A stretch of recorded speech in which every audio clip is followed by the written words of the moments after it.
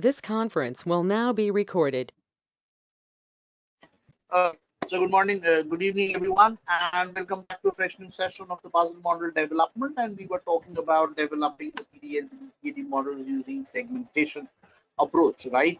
And the product that we have chosen over here is the retail. We are looking at the retail exposure, and we are talking about one of these. So we have used QRRE as a the target product, and over here we were looking into uh, the product, the properties of the product, and we are looking at the basic of some of the basics of the QRE exposure in the last discussion. So in the last discussion, what we were doing was we were kind of trying to fix up the product and the key properties of the product that needs to be taken into consideration for assessing the risk distinction.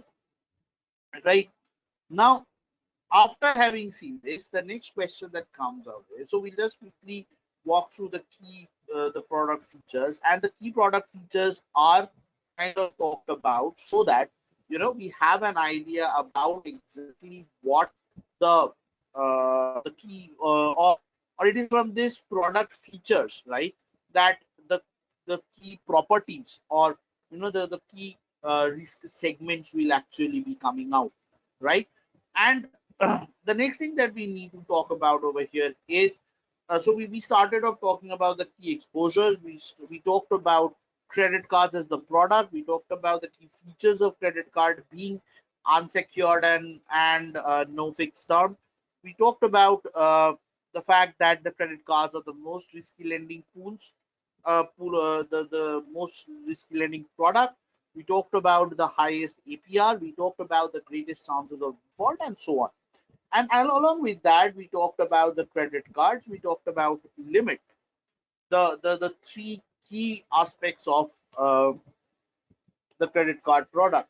One being the limit of the card, which describes the permissible amount of credit which the particular borrower can use.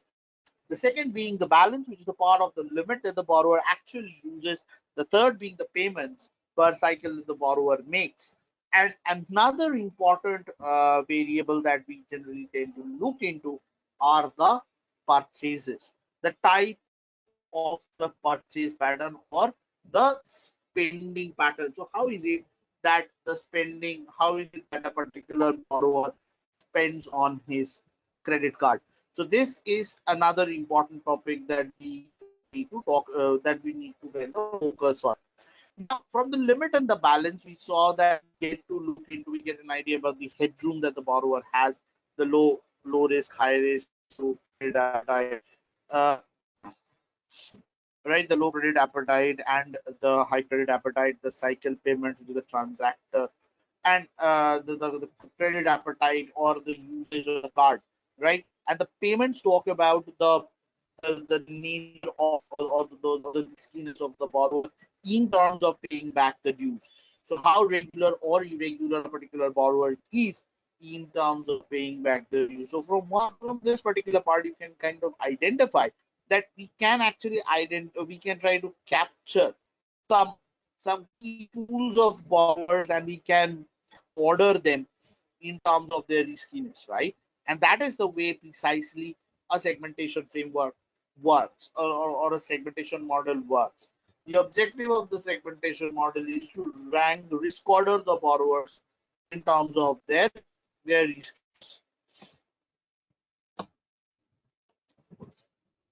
Okay, so now the next important thing that so another important thing that we need to kind of look in are uh, the purchases or the end patterns. So we put it as purchases.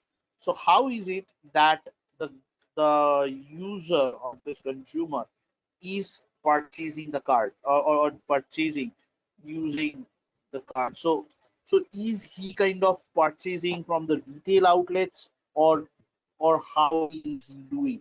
So purchases are the next important factors, or the next important source of this this credit card product. So if you have a look into this,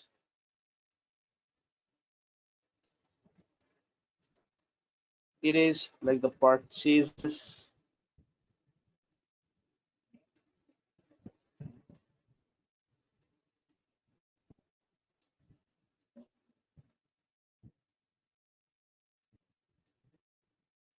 the purchases per cycle.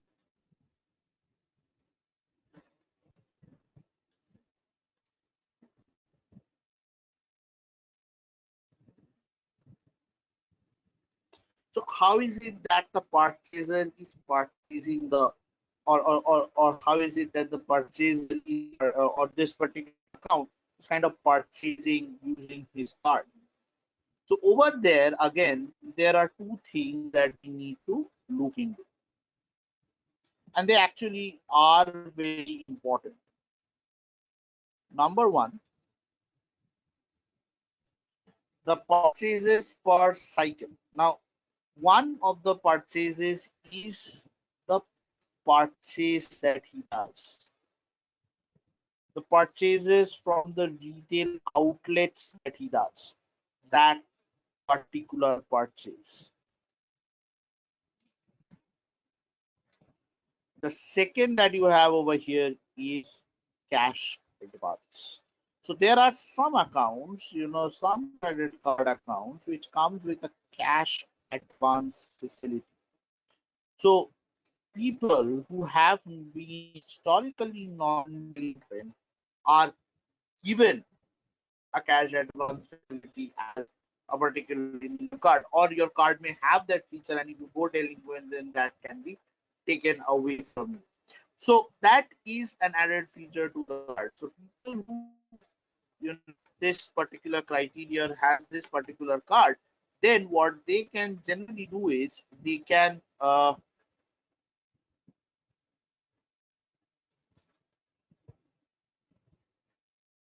so they can actually withdraw cash from using their credit cards, right, which comes at a rate of interest, and then you pay it back by the end of the cycle, and if they don't pay back, they go delinquent on that. So accounts or credit cards with cash advance can prove to be inherently more riskier than those without it. Now, this purchase pattern. So what would the purchase pattern actually give us an idea about? One of the objective, or one of the indications that purchase account gives us, is whether a particular account is active, or whether that particular account is inactive. So it obviously gives us an idea about the active and the inactive state of a particular card. If the particular card is an inactive card, right, then you know that you do not have too much of things to do with it, or you may not include it in particular performance cycle because it's an inactive card. Now, apart from that, if the card is an active card, then it is important to incorporate it, because if that card is active, right, so you can actually clearly look into the delinquency and the non-delinquent trends. And the second thing that it gives us is whether the cash advance indicator or cash advance usage indicator is greater than zero. So does the particular person use the cash advance facility or not?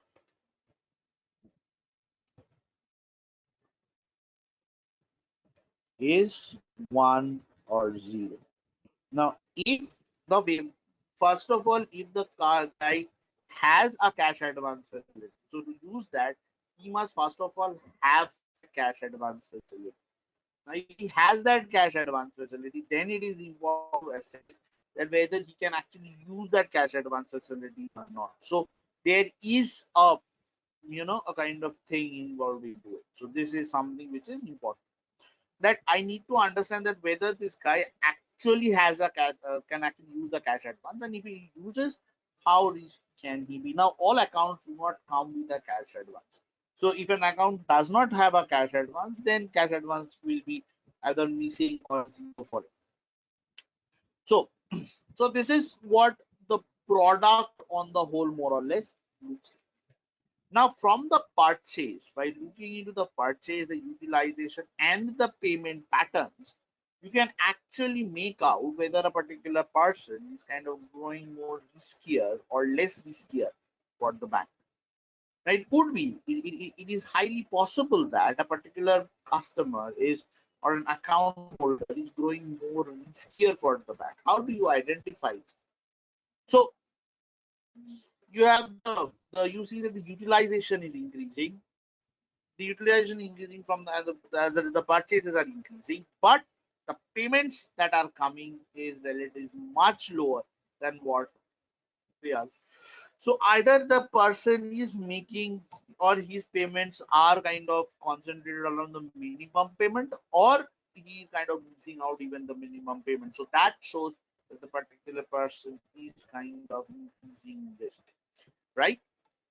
So these are important patterns which needs to be identified, and hence some important variables need to be created from these particular variables.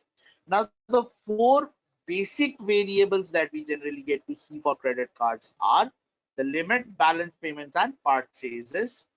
Now, these are the four basic account level variables that we get to see. Now, or which defines the feature of the product. Now, the next set of questions or the next set of variables that we get to see are income variables, or so income in this variable like interest income, fee, charges, etc., etc.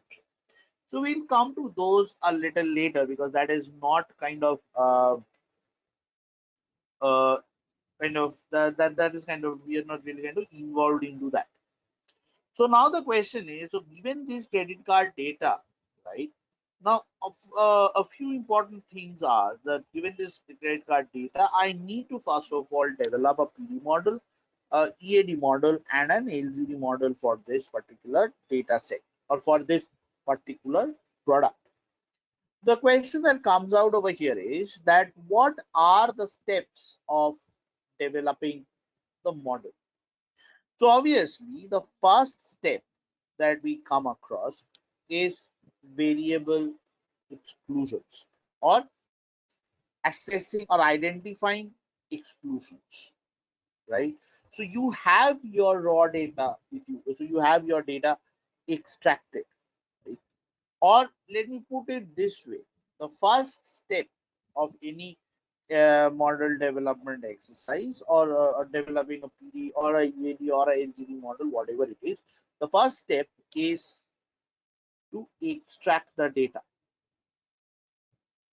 So step one,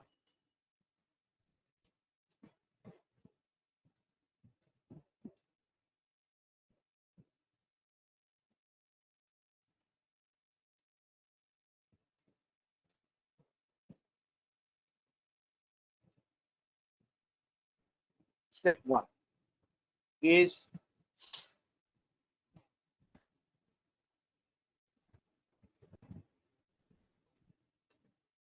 data extraction.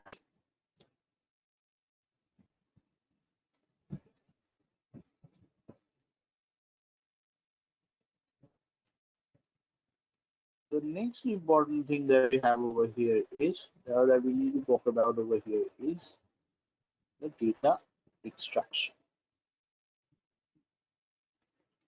Now, the first question that comes out is, now when I talk about data extraction,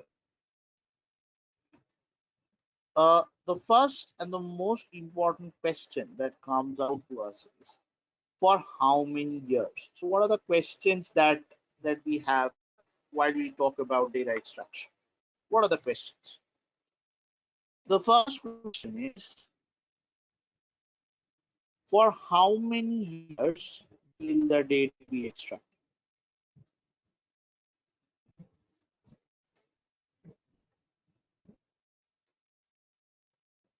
For what time?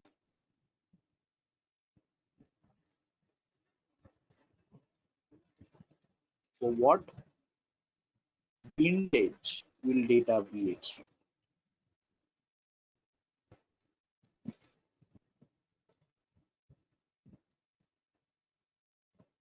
What vintage? So that's the first question that comes up. The second is,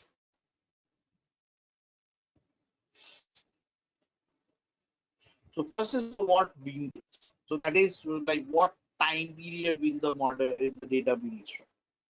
Now, what variables?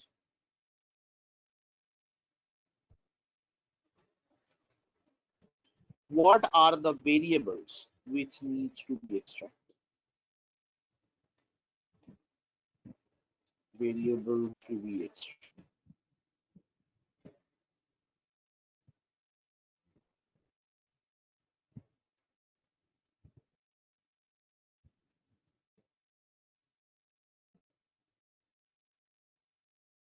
Right. What are the variables that need to be extracted?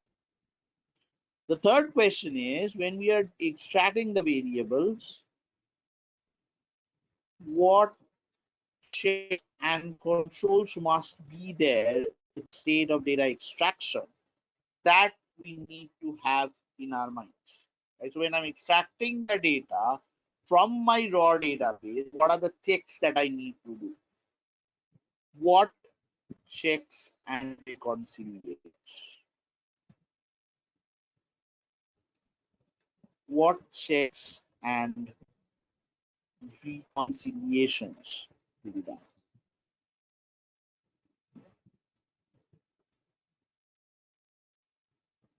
Right? What are the checks and reconciliations that we need to do? So that's another important part. Now, what is the final question that we kind of so that we need to ask over here is,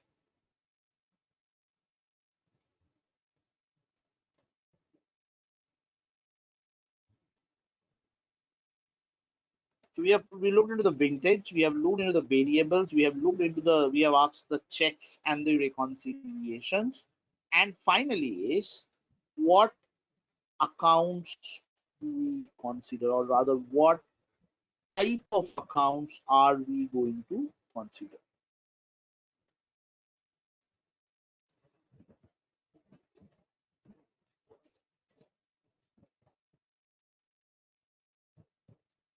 What type of accounts are?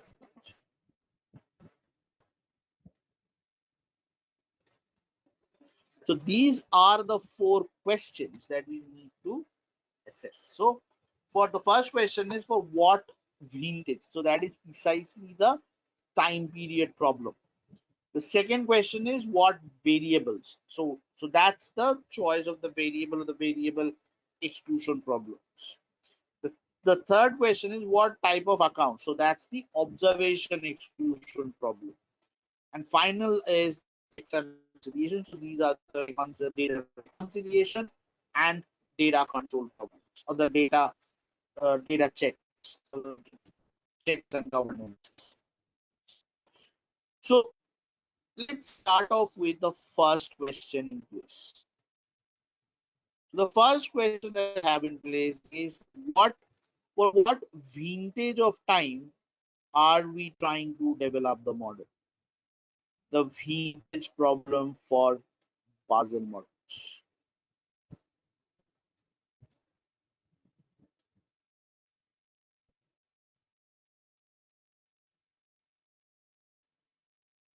The vintage problem. Now, when I talk about the vintage problem, what does that mean?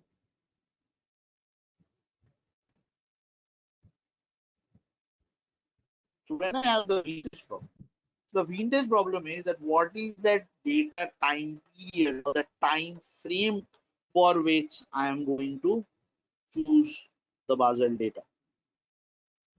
So basically, the first question is what time frame?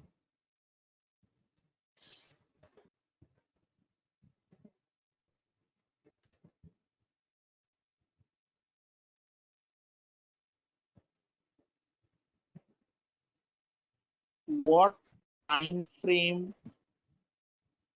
Right. So what is the time frame over which we are going to choose the data? right? Okay. So what does Basel say about the time frame of choice of the data? What is the Basel? What does the Basel Accord say on that? On the choice of the data vintage?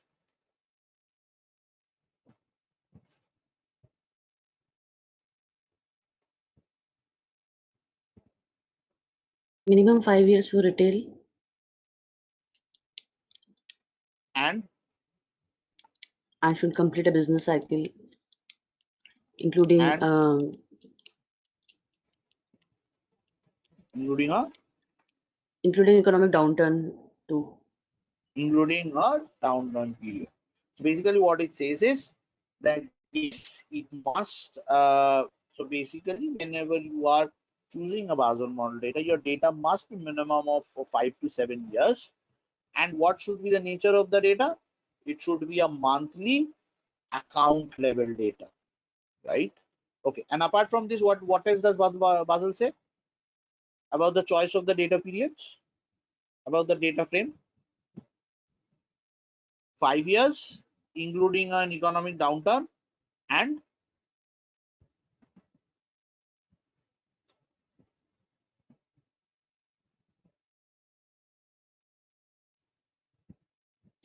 It also says that we have to we need not provide the equal weightage to all the data. If we have, the more relevant data in the past why? recent years, Why?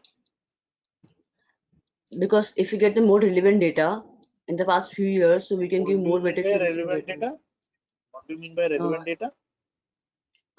which is mimicking the current situation, more close to the current What do you situation. mean in the current situation? The current economic parameters, No, or in terms of the account level, in terms of the portfolio no, composition, no. Basel defines the replicability or representativeness of a data in terms of loss rates. capital model loss rates. Correct. Yeah, loss So rates. Basel says that you have to use 5 years or minimum 5 years of data, which preferably including a downturn, right? Preferably including a downturn, and such that it represents, or the time frame of data that you are choosing represents your typical loss rate behavior of the portfolio. Now also it says that you need not always kind of give same have very long vintages of data, right? Given that the loss behavior has changed. So if you are actually choosing a very long vintage of data, which is let's say 10 years of data or 15 years of data, and which includes a typical downturn period, right? To include a typical downturn period, then you must also provide substantiating analyses that over this period there has been no structural breaks or no sudden changes in the loss rates. The loss behavior over these 15 years has been more or less unchanged.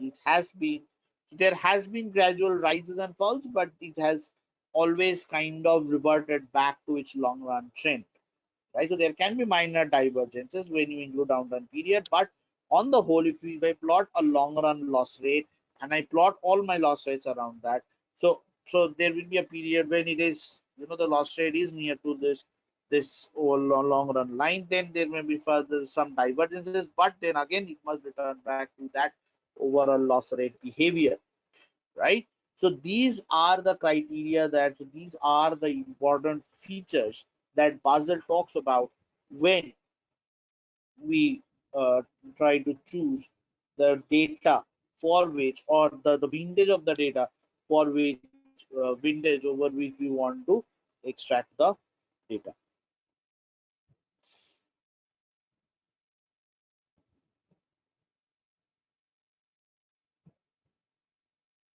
right? So the first question, the first and the foremost characteristic that we talked about, that Basel highlights, is at least 5 years of data.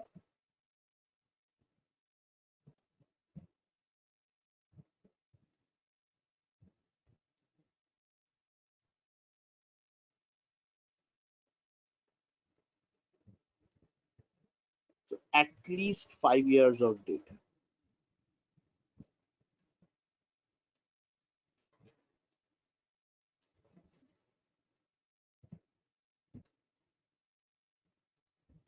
Years of data. When I say 5 years of data, what it implicitly also what it also implies is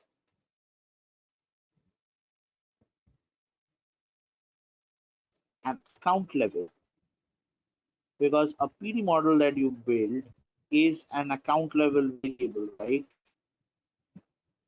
So it's an account level estimation. The LGD that you do is a facility level estimation, and the exposure that you do is also an account level. It's an account level estimation. So an account level monthly data.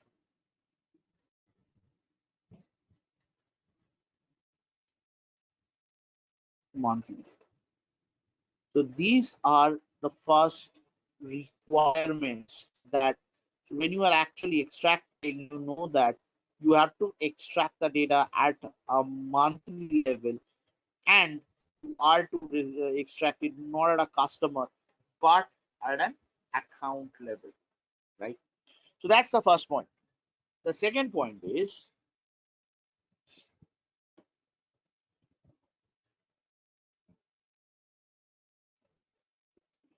preferably including a downtime.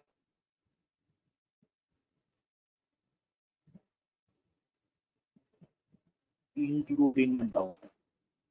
Okay, so what does including a downturn mean?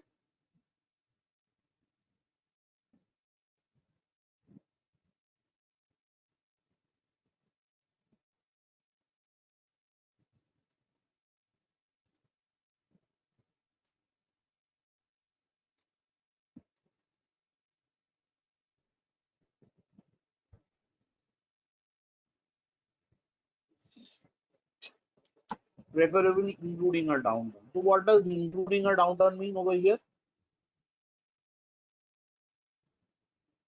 Including the economically downturn period, like say 2009 and Yeah. say this COVID time. Yeah. So what should be my data fill?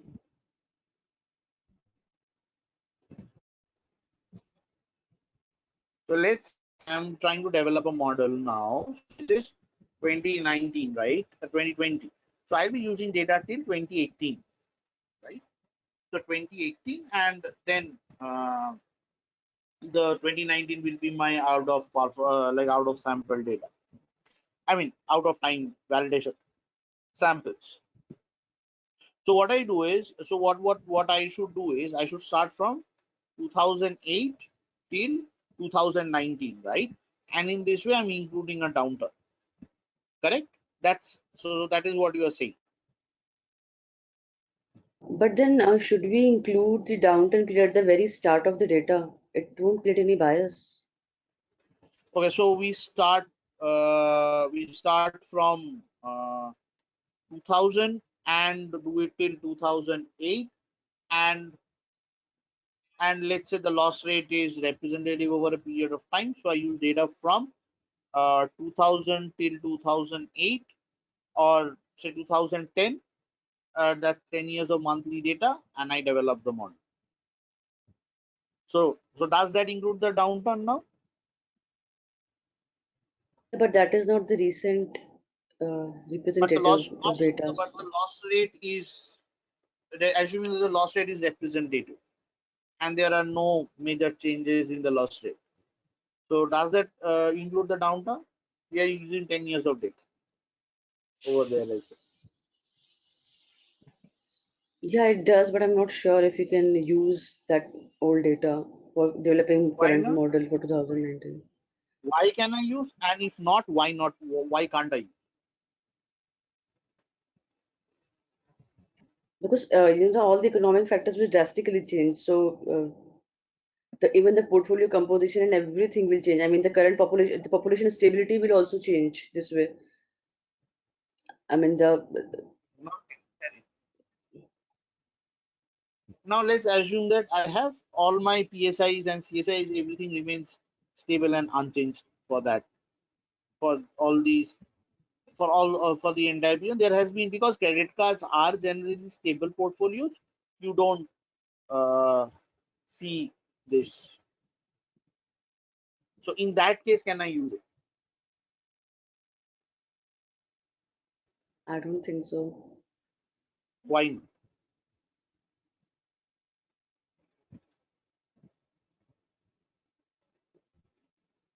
Yes, you are correct. We cannot use that. But why not? You're saying What the has loss changed? rates. What has changed?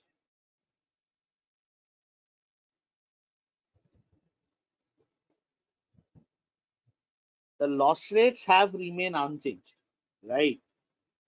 So that's so more or less the loss rates have remained unchanged. The bank's But internal policies. if you are using a data till 2010, right? Number one, as you right correctly pointed out, that you are not representing the most recent behavior of the portfolio. Now, when you are saying when you are saying that you are not representing the most recent behavior of the portfolio, you have to specify in what terms. You are not specifying. You are not representing the portfolio, or so if I am using that till 2010, right, and then I use it to develop the model. Number one, what I am doing is I am biasing my model, because from 2008 was a downturn period, and that downturn continued till 2010, the mid of 2010 or till the third quarter of 2010. So the recovery initiated initially from 2011. So basically, your data is ending with a downturn. That is most important. So that creates the bias. Number one. Number two, that is not the recent behavior in terms of the the the product distribution and in terms of the balances, though the loss rates may have remained stable. So whenever you are, so basically, if I am actually developing a model till 2010, right, and I apply it on the OOT, right, it cannot remain stable. It cannot, the PSI cannot, or your model Gini will largely fluctuate, because the balance that the business had at 2010, after passing through a cycle and then a whole period of recovery is skipped, right? So that recovery doesn't feature into the picture. So the question is, but so the answer actually lies in the fact that your data period ends with that downturn. So if you are actually including that downturn into your model, what it means is there must be a period before that downturn, and there must be a period after that downturn, and in between you must have that downturn period, so that such that you can, when you plot your long run loss rates, right, over, so if you plot a horizontal average loss rate curve over the entire period, and then you plot on month basis, you should see that the initial loss rates are close to that average line, then there is a diversion, and then again it comes back. Now, if that characteristic is there, then you know that the overall loss rate has been more or less representative. Because if that downturn had actually impacted your bank such that the loss rate patterns have changed and that caused a trend change in your loss rate behavior, then you could not have used the period before 2008. So in order to ensure that you can actually use up that 2000 into 2008 and that period into your data, you have to look into a long-term view, plot it over the long run. So you must have, let's say, 6 years before, or let's say 5 years before 2008, and then 10 years after that, so that you have a long run view of this entire process, right? As well as you have the most recent loss behavior. Now, if there is a structural change in the loss behavior post that 2008, then unfortunately you cannot use 2008 into your model at that point of time. You have to use some other downturn periods or some other period you have to identify it as downturn, because if there is a structural break, or so then there is no point in using such a data vintage which is no more a representative loss behavior. Let's say, so some the loss rate initially average or was lying between, average loss rate was 4%. After 2008 the loss rate permanently shifted to around 7% plus, and then it keeps on going on like that, right? And the bank never reverted back to the 4%. So in such a case, if there's a permanent change in the trend, then you cannot use that time with the time period before that time period when the loss rate trend has changed. So this is the reason why it says that you have to preferably include a downturn, and when you say including a downturn, it has to have a time period before and a time period after, right? Otherwise you would not be able to answer the question, the loss rate remains more or less unchanged or representative over the long run or not. So those checks has to be done, right? So it says that, as it had correctly pointed out, that if you start off with 2008 and you end with 2008, it creates a bias in the model. So the point is, you begin with 2008,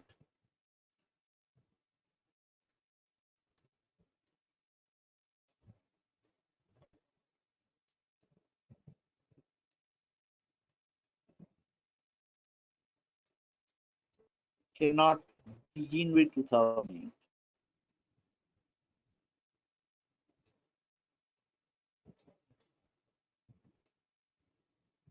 begin with downturn,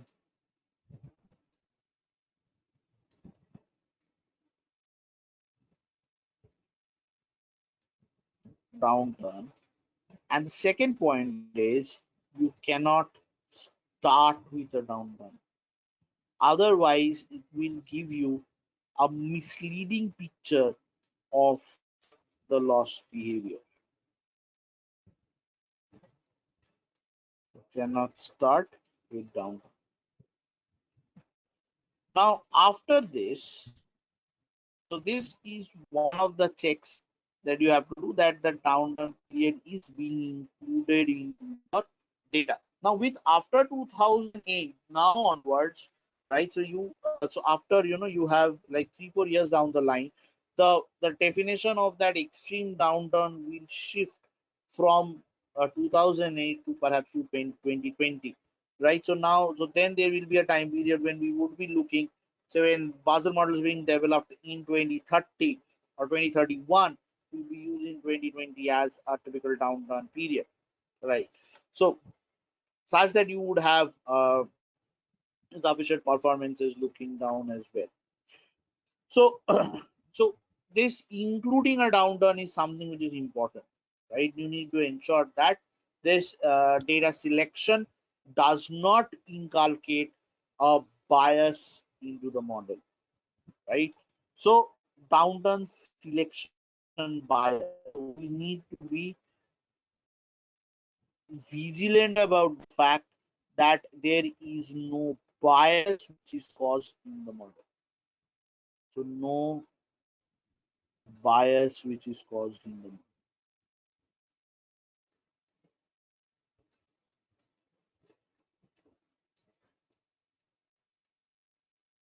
Or let me put it like this, that no selection bias is caused. So that's one of the important things, right? Okay.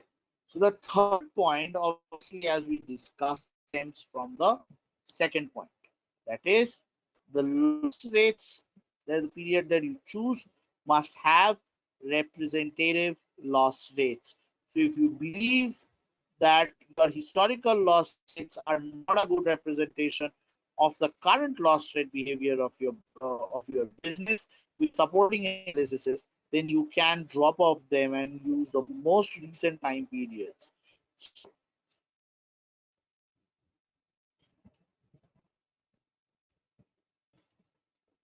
over here, what we look into is representative behavior of the loss rates.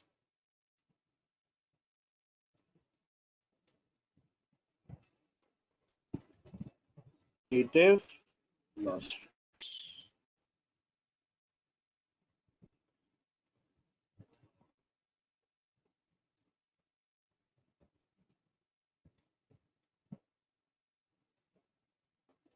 The representative loss rates, right?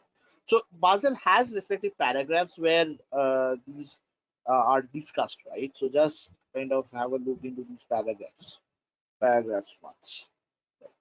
So it is there, those paragraphs on the data requirement and all these things is already there in the Basel result summary. So just have a look into the Basel result summary tab where I have started where I started discussing this like where I started the documentation of this model, right? So I had mentioned the respective paragraphs which kind of talk about these loss rates and right. That's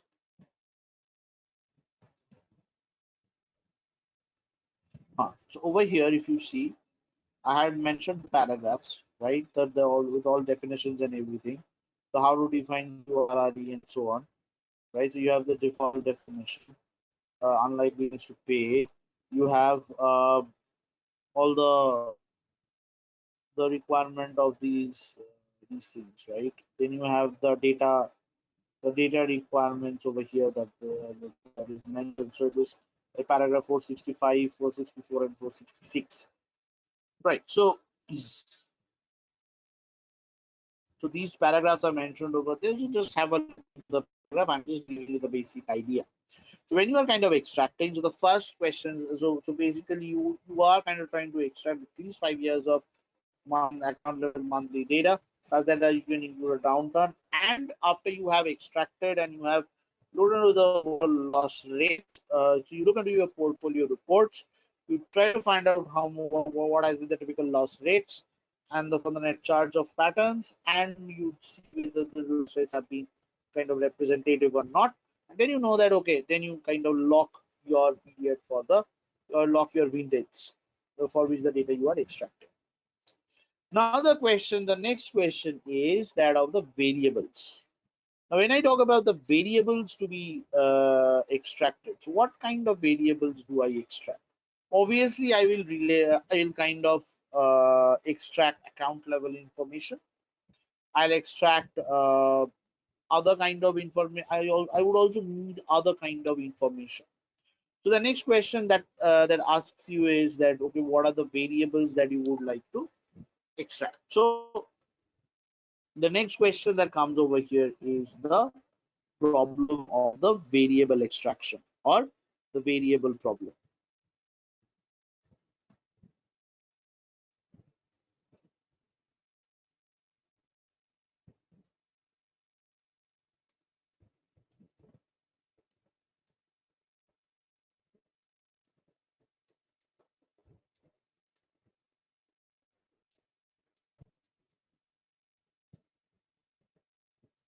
The variable problem. So what are the kinds of variables that you would kind of or you would want to extract for this particular case, right? So what are the key variables? So that is something that we first need to identify. It's what type of variables uh, should generally come into it. Now, obviously, because this is a credit risk problem, uh, there are two broad types of variables, right? So a credit risk model should capture, or in a credit risk model, we should capture two types of variables, right? So what type of variables should be captured in a credit risk model? What are the two broad type of variables?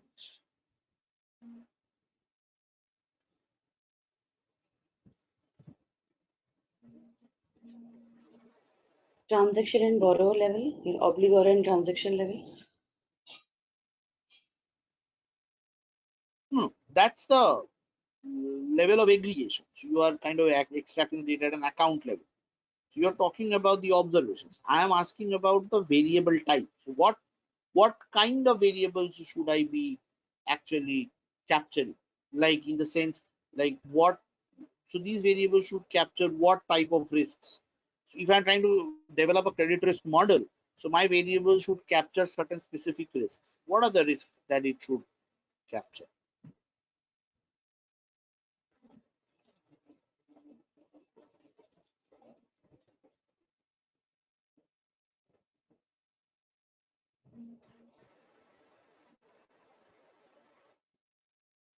So it should capture the variables that we choose for our model development exercise, right? Must capture two types of risk. One is called a transaction risk.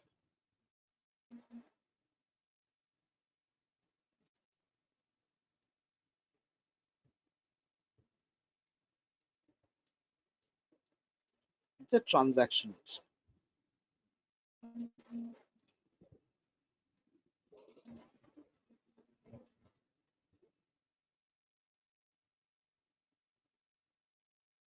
And the second set of risk that it must capture is the behavior risk.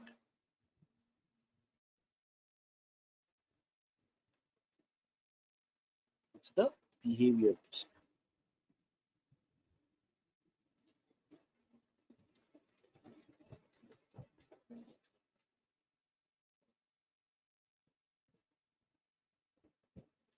Right? So the variables that you use or the variables that you develop or the variable that you include into your model must capture either one of these two risks.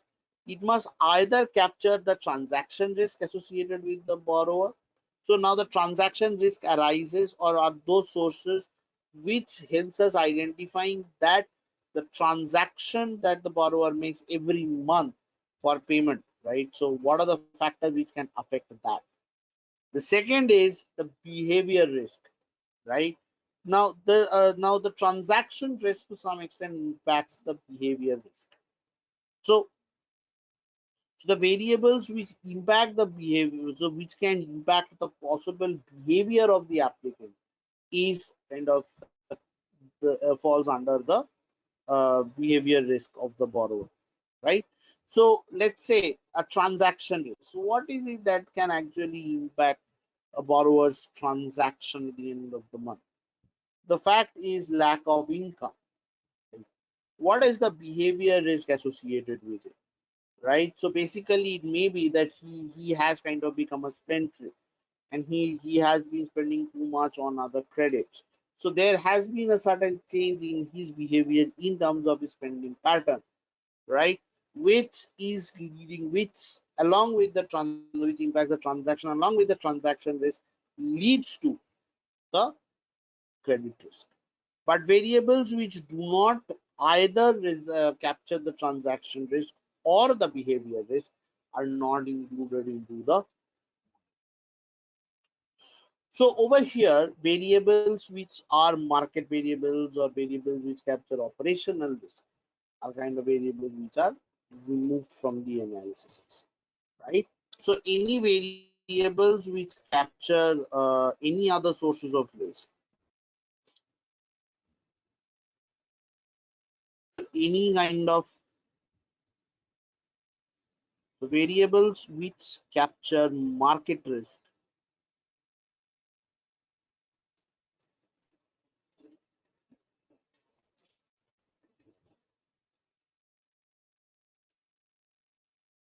capture market risk,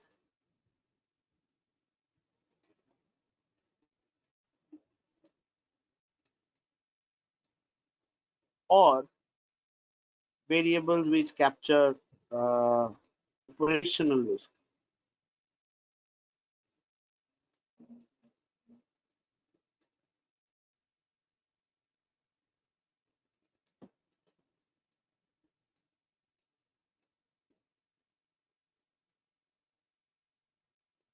Operational risk kind of removed.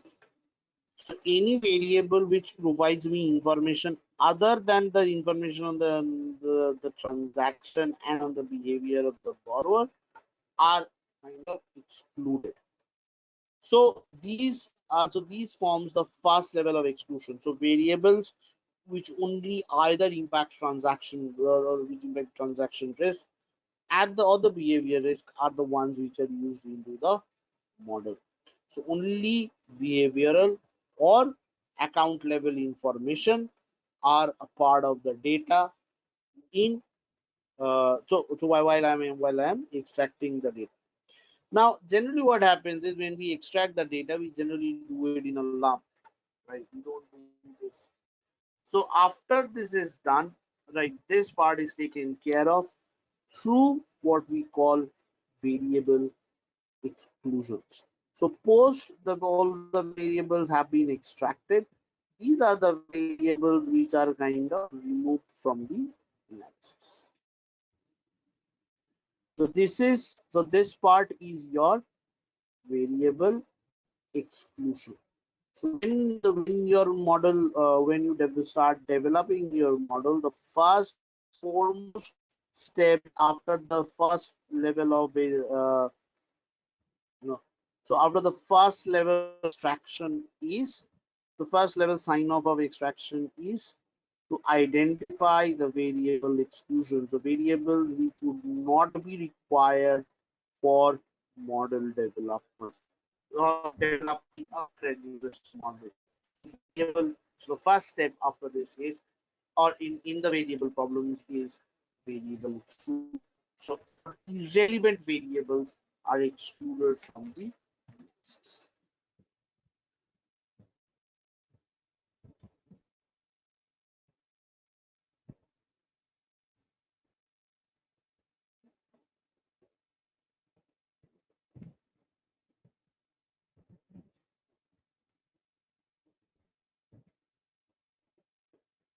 Right? So this is something that we have with us over here.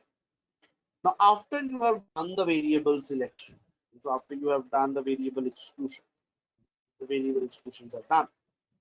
The next set of the thing that we need to look into the variables are, so what will be the next kind of check on what variables are to be extracted. So now I'm just kind of extracting the data set. So I'm trying to extract my variables. So the next question that comes out over here is that what or which are the variables that you are, what kind of variables will we be extracting, which captures these two set of risks, the transaction risk and the variable risk. So what are the broad type of variables that we extract?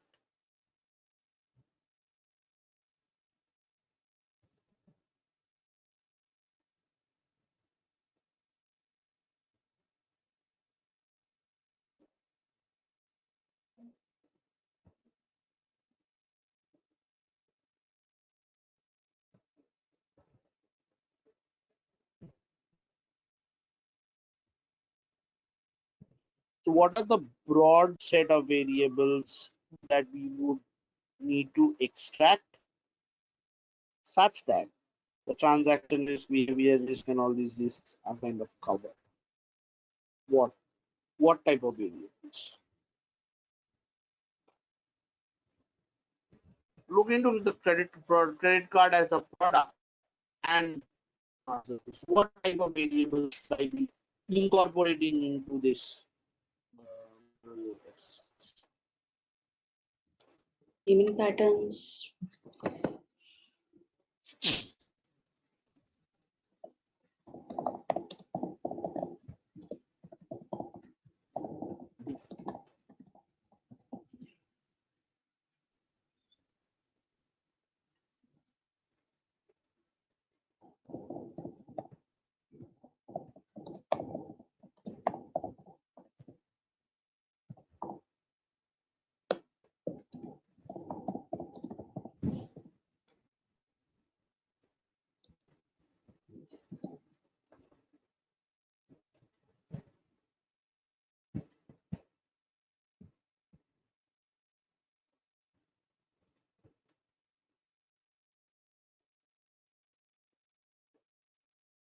No. So obviously what you are saying is correct. I don't disagree with that. But my question is what type of variables? You are giving me the name of the variables.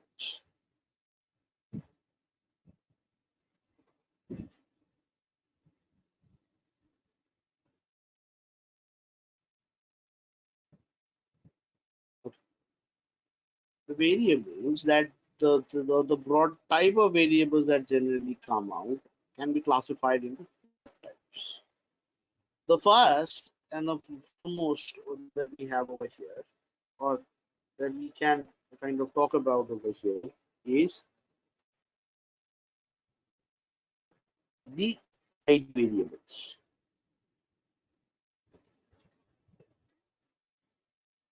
So this is the first set of variables that we had, or that was extracted, or that's extracted. ID variables and date variables.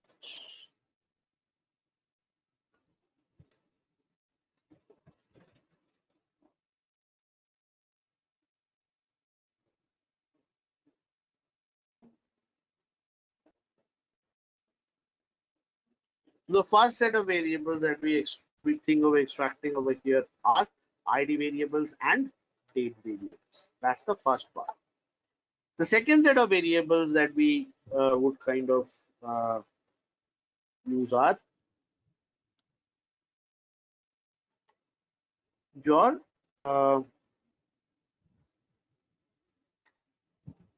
credit card or product level variables.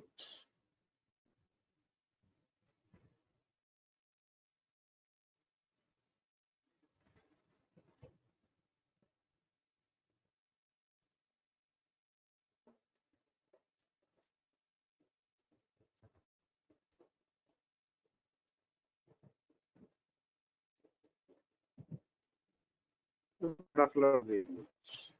And the third set of variables that we talk about are the kind of variable. You know, the ID variables and date variables, we have the product variables. And the third is your, so one of them is your statement variable, statement level variables, like how much of purchase you have done, how much is your outstanding balance.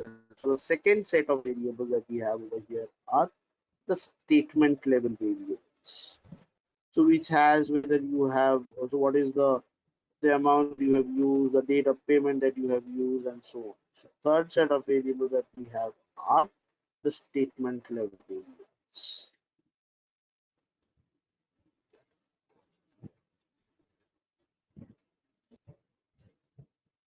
The statement level variables.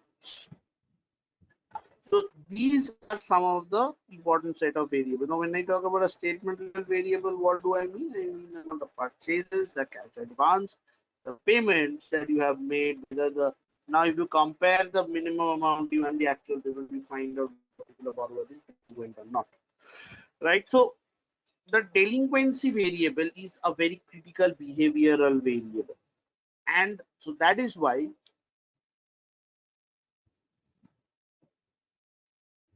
I talk about the one that Prabhu said as well, identifying the delinquency set of variables.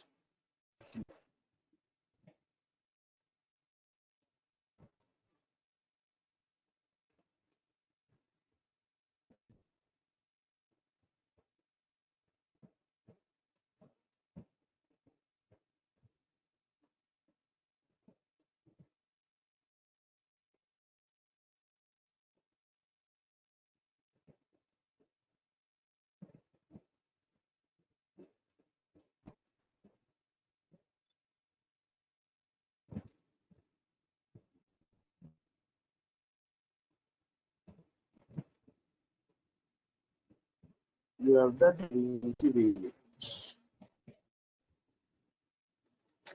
Right. So over here, these are the four broad levels of variables which help us capture transaction risk or behavior risk. Right. So this is the second part of this first problem. So the first problem, the question is what exactly is the vintage?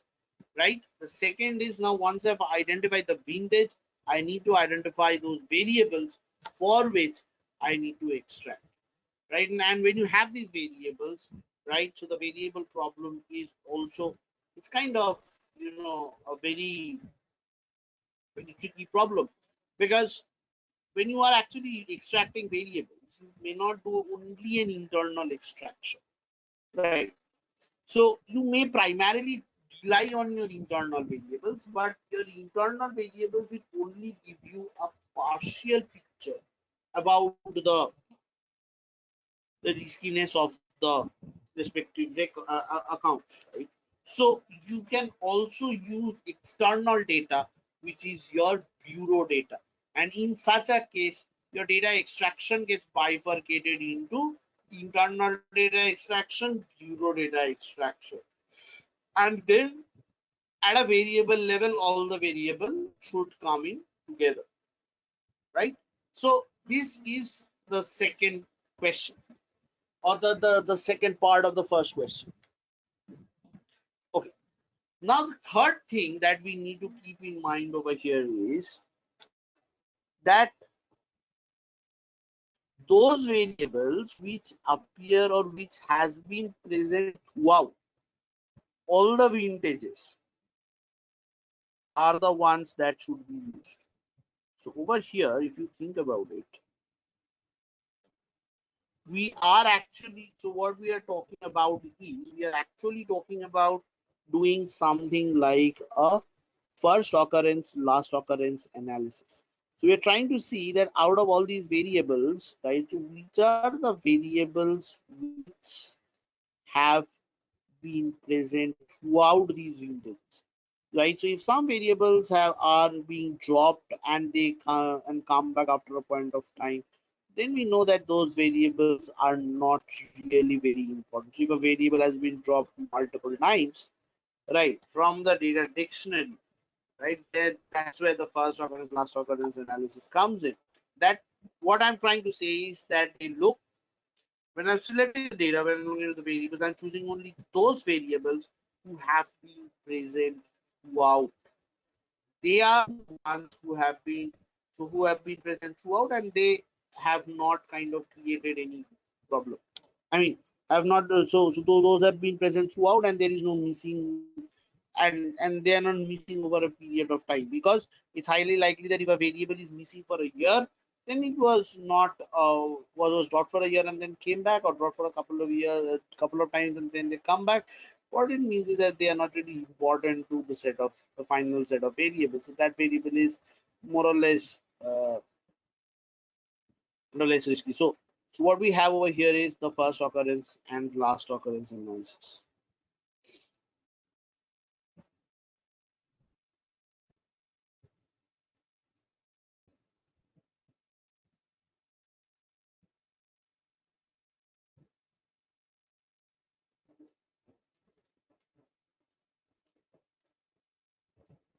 So variables which has been present throughout all the vintages are the ones which is to be used. What means is that then those variables have been actually very important, or are important, because if a variable has been dropped once or twice, so what it means is that variable is not really important for the development exercise.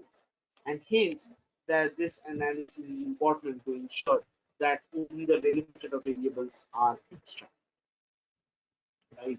So this is the third part of your variable selection, or the second part of your variable selection, or your variable extraction problem.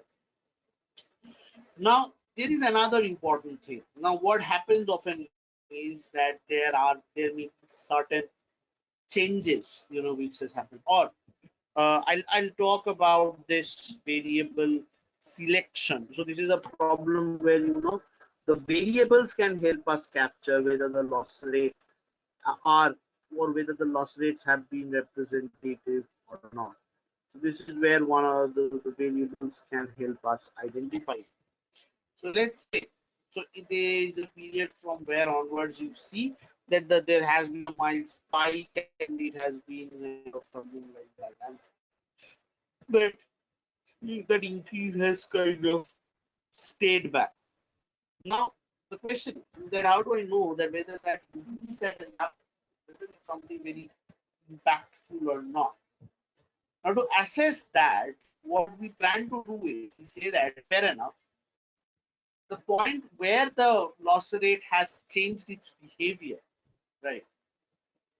What I'll do is I'll take the key variables and I'll study their distributions before that and after that this happened. Now, if I see that there is a very significant difference in the change, right, then I would know that even within impacted the loss behavior has also impacted the distribution of all the variables, right? So through that check as well, you can identify whether there has been a representative loss rate over here, loss rate issue over here as well or not, right? So there are different ways to validate. So at different levels, you can kind of validate whether a particular whether the loss rates have been kind of representative, right?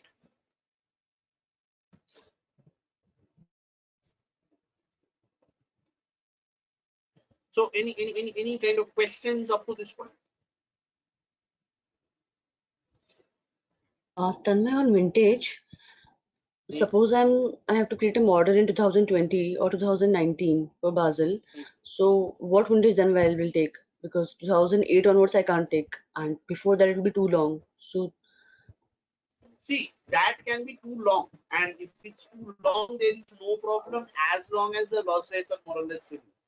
So if there is major changes in the loss rates, then you cannot do that. But even after 2008, we have kind of seen elements of downturn. So if you cannot actually incorporate 2008, which is a benchmark downturn all across the world, right, except for Australia, so which has been kind of a shock to the world across. So if you cannot actually incorporate that, then there has to be a definition to identify through which you identify a downturn relative to the other levels of economic activity. Right. So there has to be, so basically your economy, if you are taking a data, let's say from 2014, let's say 2012 or 2011 onwards, so 2011 to 2019 you are taking your data, right? Now between 2011 to 2019, it cannot be the case that there has no part where the economy has slightly slumped down and then has come up again. Right. So for the Middle East markets, it has been 2015 when the oil prices were slumping. Right. So for the US markets, it has been mostly around again 13, 14 when things were not kind of good at their end. Right. So every economy will have a relative point where it has kind of gone down and then has come up. So then that period becomes its downturn period. And in such a case, so if you are actually, so what you need to do is you need to see where is it that period where your bad rates has kind of the flow of the bad rates across the buckets, right, has kind of increased. So if that has happened, or if that is there, then from there you can say that okay, this is the time period when the flow rates had increased compared to all the other time periods. So therefore, this for me, this is the downturn period, and also during this period, the macroeconomic situation was kind of in the dwindling over here, dwindling down, and hence I say that this period is a downturn period, right? So it need not necessarily be 2008. So for the modelers who have been developing models from 2010 onwards, it has been kind of a blessing for them because they had the opportunity to use 2004 or 2008. Now, if you have sufficiently large data, right, from 2000, you can have used data from 2006 onwards to like let's say 2018 or 19, then jolly well go I mean, jolly well go and use it. But for many banks which have come after 2008, right? So which do not have, people do not have their existence, they cannot use that, right? Then how do they develop their Basel model? They have to define a period which, according to the data vintage, these are downtown. So in every data set, you will get such a period. Apart now, now, if it is absolutely the fact that do not have a downturn period, then that's a, I mean, like most of the Australian models, right? So they don't have a downturn period. So that's, so then they do some kind of adjustments, right? But on the whole, most of the, for the other part of the world, especially US and the UK, you can always see a period where they have kind of experienced a sudden slump and then a sudden recovery. Maybe a small time span, but that will ultimately become your downturn period. So you will have certain matrices, certain group policies, certain regulation. I mean, the criteria of how you define a downturn for that geography for which the model is being developed, right? So that is something which is a relative concept which then we get to see. Okay. Yeah, got it. Thanks. But the criteria should be that during that period the macroeconomic situations variables are kind of going down and the flow rates across the buckets has increased, because if your macroeconomic situations are going down and people are kind of losing their jobs, then they are the ones who will directly come up and they would be the delinquency rates would increase and people would start defaulting. So in time period when this criteria has happened within the time zone that you have selected, because it's a 5 years plus kind of a time zone, there will at least be one case where such a thing has happened. Then you need to investigate that part and identify whether that particular portion is, that part is having the issue, and then point that period as a downturn.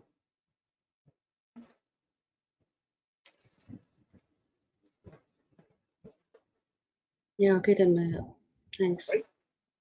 Yeah.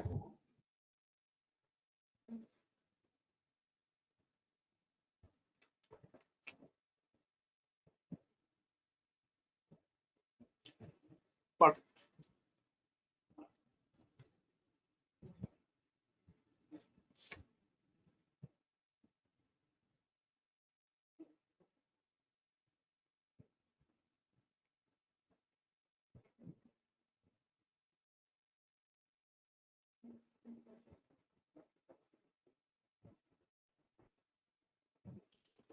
Okay. So the second point is the variable problem. Now we have seen what type of variables do we include, what are the checks that we need to do around in the variables, and most of the important check that we do is the first occurrence, last occurrence analysis, and if there are certain changes around the loss rate behavior, or the business has gone some changes, some certain operational changes, such as the variable selection problem is impacted by certain changes, such as a database change.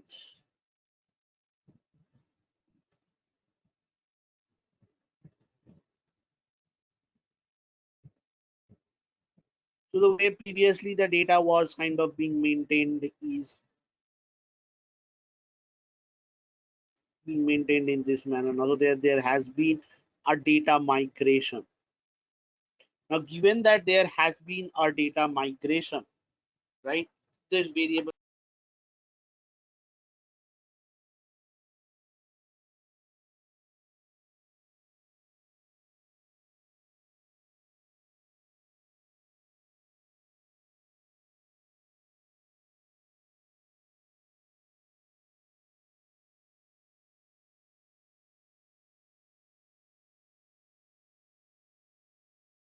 that we have over here is a database change.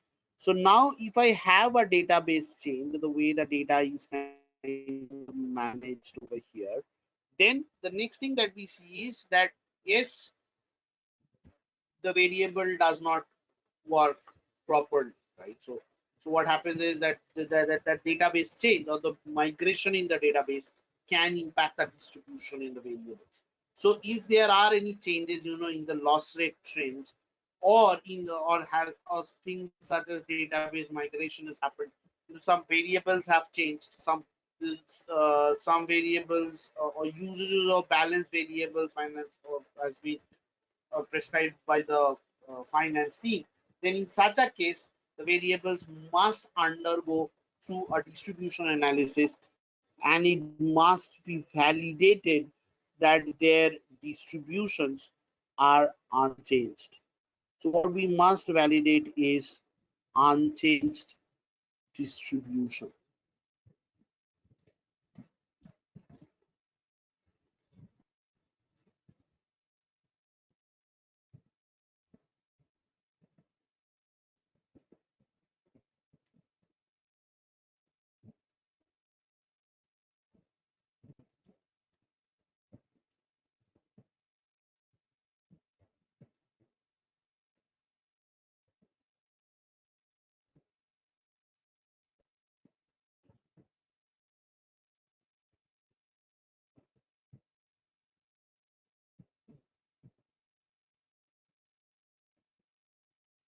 So the unchanged, so whether the variable distributions are unchanged is something that we need to validate, right?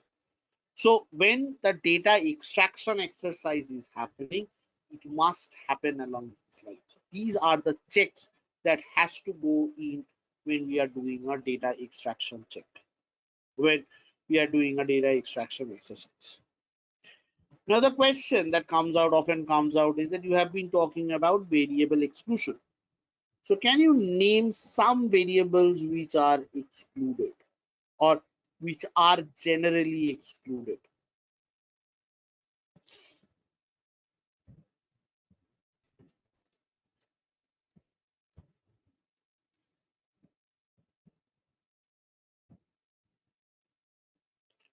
Right. So the variable exclusions.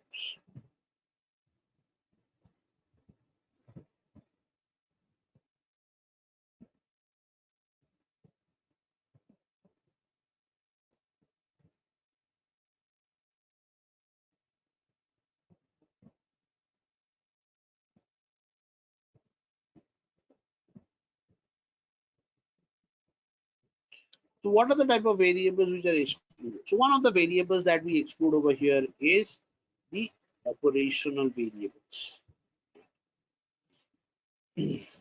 Now, what are the operational variables? Variables like, let's say, checkbook account or checkbook number.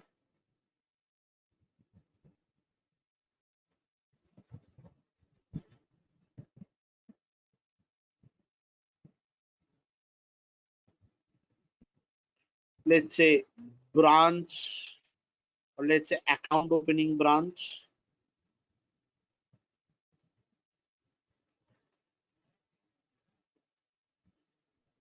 etc. Right?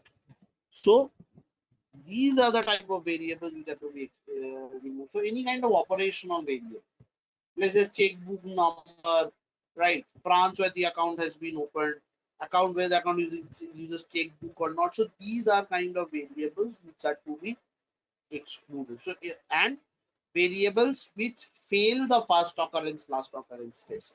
So those are the variables which are to be excluded as well, right? Now comes the next part, which is the accounts.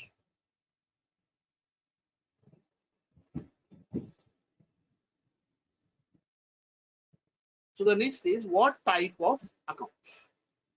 So what are the type of the accounts that we would use for this exercise? So the type of accounts that we use for this exercise will depend on the on the model that we are developing. If we are developing a probability of default model, we will talk about. So if we are kind of trying to develop a probability of default model, the accounts that we are going to use are open accounts, accounts which are open on the books of the bank, right? And then they kind of, some of them default, some of them not default. Now, if we are trying to develop a exposure at default model, we are going to look for accounts which are active as on the snapshot, but have defaulted in the performance. right? And if we are trying to develop an LGD model, we are going to look into that snapshot base which has defaulted. So these are the three broad kind of segment or accounts that we are going to look into. Now, what matters is that when we are trying to kind of pull in the records, right? So when we are kind of trying to pull in the data, right? So we need to pull in the records for, so what type of accounts? So accounts which are there on the books of the bank. Right now there will be some records, so there will be some accounts which will go through an exclusion process, right? And those excluded accounts, they will enter into the LGD base. So either the account is on the active base or the account is in the default base. So there is nothing in between. So what we need to understand is that when is it that the accounts are in this base, and when is it that it is the LGD base.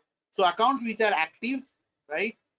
And so models which require active accounts like a PD model or an EAD model will have certain characteristics. It will have certain exclusions, and the accounts which have you know and the accounts which have like which have defaulted, like or will have like the LGD accounts will have or will be defaulting, or they will be the defaulting accounts, right? So it totally depends on the so the type of account that I'm extracting will be dependent on the model. So for each of these accounts we will have certain exclusions. So either, so there are certain conditions under which an account will be in the PD for the EAD base, and there will be certain criteria under which it will be under the LGD base, right? So that's the part of the observation exclusion. So so for observation exclusions, right, we need to understand that so as I said, so the exclusions that happen, the observation level exclusion that happens will happen basis the models, right? But there are certain basic exclusions which happens at each for each snapshot month, right? And those accounts are kind of removed, right? So what are the exclusions? What are the observation level exclusions, right? That is something that we'll talk about in tomorrow's discussion, right? So till today, just kind of go ahead and download this recording.